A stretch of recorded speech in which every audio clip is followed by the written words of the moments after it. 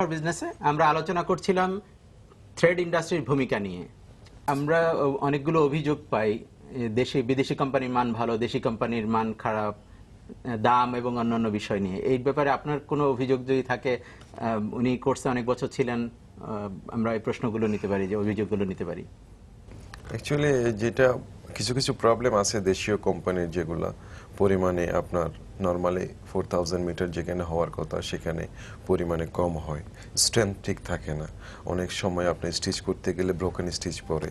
আমি যে জিনিসগুলো বললাম এই ব্যাপারগুলো রিসার্চ করে আপনার কোথায় প্রবলেম আছে, ঠিকমতো ডেলিভারি দেওয়া হয় না, কারণ এটা হলো এক্সপোর্ট ওরিয়েন্টেড একটা বিজনেসের সাথে জড়িত। এখানে টাইমটা অনেক বড় ফ্যাক্টর। আমি যদি ঠিক সময়ে যদি সুইং থ্রেডটা না পাই, একটা ইন্ডাস্ট্রি কিন্তু ওই প্রোডাকশনটা করতে পারবে না, তাহলে এখানে প্রবলেম হতে পারে। সেই জন্য এই জিনিসগুলোর প্রতি যদি আমাদের সুইং থ্রেড ইন্ডাস্ট্রির মালিকরা যদি নজর দেন, তাহলে এই সেক্টরটা আরো উত্তরোত্তর। কিন্তু এটা কি বিদেশি কোম্পানিগুলোর এই সমস্যাগুলো নেই? অবশ্যই আছে। বিদেশি কোম্পানিগুলোর কম, তুলনামূলকভাবে বিদেশি মাল্টিন্যাশনাল কোম্পানিগুলোর এই প্রবলেমগুলো কম, যেটা দেশীয় আপনার ইন্ডাস্ট্রিগুলোর মধ্যে বেশি আছে। আচ্ছা, অনেক বেশি উদ্যোক্তা আমরা এই সেক্টরে দেখি না, এই সুইং থ্রেডের ক্ষেত্রে। জনাব বারী, আপনার মন্তব্য কি?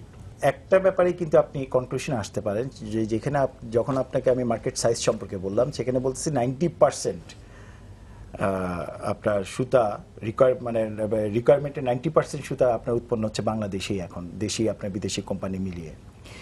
তো এখন ব্যাপার হচ্ছে যে হ্যাঁ, যদি still Bangladesh garment market consider as a growing market, সেই ক্ষেত্রে হয়তো আপনার চাহিদা যখন বাড়বে, ডেফিনেটলি আপনার উদ্যোক্তারও হয়তো অভাব হবে না।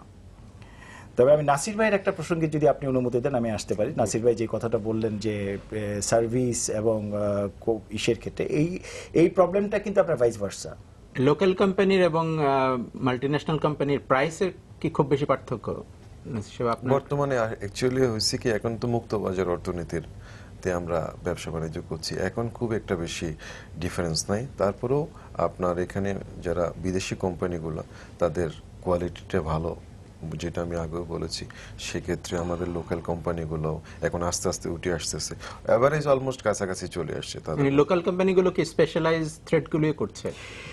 তারা চেষ্টা করছে, ইনফ্যাক্ট লোকাল কোম্পানিগুলি করার চেষ্টা করছে, কিন্তু মাল্টিন্যাশনাল কোম্পানিগুলি আপনি স্পেশালাইজ যে থ্রেডগুলি করছে, সেই থ্রেডগুলির মধ্যে কিন্তু আপনার ম্যানুফ্যাকচার একটা আস্থা জন্মে গেছে, একটা কনফিডেন্স লেভেল চলে আসছে, যার জন্য আপনার নর্মালি আপনার যে স্পেশালাইজ থ্রেডগুলি আছে, সেগুলি কিন্তু দেখবেন গার্মেন্টস ম্যানুফ্যাকচার আপনার ওই রেপুটেড এবং মানে ব্র্যান্ড ইউজ করছে, তারা রেপুটেড অর্গানাইজেশন থেকে এবং ব্র্যান্ড থেকে। কাঁচামাল যেটা ব্যবহার হয় থ্রেডে, তো সেটা পুরোটাই আমদানি নির্ভর। আমরা কেন এটাকে মানে ব্যাকওয়ার্ড লিঙ্কেজ আমাদের কেন গ্রো করেনি? অ্যাকচুয়ালি এটা হলো, যতটুকু আমি জানি, আপনার এই র মেটেরিয়ালসটা হলো পলিস্টার স্টেপল আপনার ফাইবার, এটা ইম্পোর্ট করে আনতে হয়।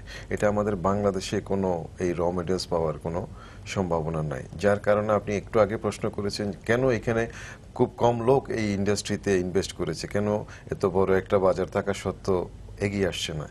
র মেটেরিয়াল হলো এই শিল্পের বড় একটা সমস্যা, যেটার উপর আমাদের ইম্পোর্টের উপর ডিপেন্ড করতে হয়। বাংলাদেশে এই র মেটেরিয়ালস পাওয়ার কোনো সম্ভাবনা নাই। প্রিয় দর্শক, আমরা আরও একজন ভিশনারি মানুষকে আজ আপনাদের সামনে উপস্থিত করব, যিনি একটি দুঃসাহসিক স্বপ্ন দেখেছিলেন পায়োনিয়ার হওয়ার, এবং বাস্তবে রূপ দিয়েছেন সে স্বপ্নের।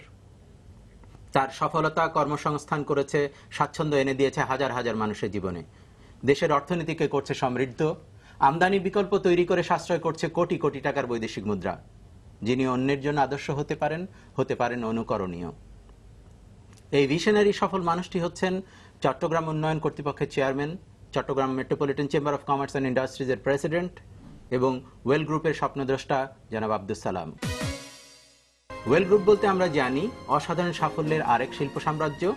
ওয়েল গ্রুপের প্রতিষ্ঠান বাংলাদেশ থ্রেড ইন্ডাস্ট্রি বা বিটিআই, ব্র্যান্ড সেলাই সুতার ক্ষেত্রে দেশি শিল্পগুলির পথপ্রদর্শক। বহুজাতিক কোম্পানির সাথে পাল্লা দিয়ে ওয়েল গ্রুপ নিজের অবস্থান অত্যন্ত সুদৃঢ় করেছেন। বর্তমানে ওয়েল গ্রুপের প্রতি মাসে 20 লক্ষ কোণ সেলাই সুতা তৈরি করছে। এই গ্রুপে আছে সুতা, garments, died yarn, accessories, food, real estate সহ বিভিন্ন ধরনের 14টি প্রতিষ্ঠান, যেখানে 14,000-এরও বেশি মানুষ কাজ করছে, যার সাথে 1 লক্ষেরও বেশি পরিবারের অন্ন সংস্থানের প্রশ্ন জড়িত। দেশে আমদানি বিকল্প পণ্য তৈরি করে সাশ্রয় করছেন কোটি কোটি টাকার বৈদেশিক মুদ্রা এবং বছরে প্রায় 700 কোটি টাকার বৈদেশিক মুদ্রা আয় করছে এই গ্রুপ।